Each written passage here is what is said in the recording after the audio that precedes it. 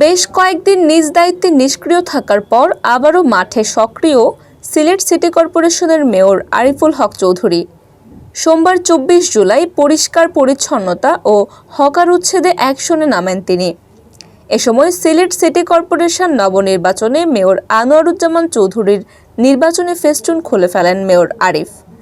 বেলা ১১টা থেকে ২টা পর্যন্ত মহানগরীর বন্দর বাজার সুরমা মার্কেটের সামনে থেকে উচ্ছেদ অভিযান শুরু করে court point, city point, Zindabazar Chowhatta হয়ে আম্বরখানা পয়েন্টে গিয়ে এই অভিযান শেষ হয়।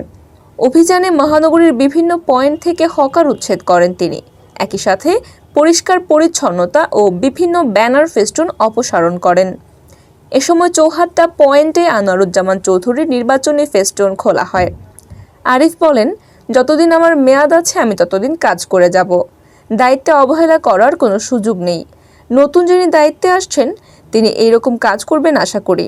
এখন থেকে প্রতিদিন অভিযানে নামবেন বলে জানিয়েছেন মেয়র আরিফ।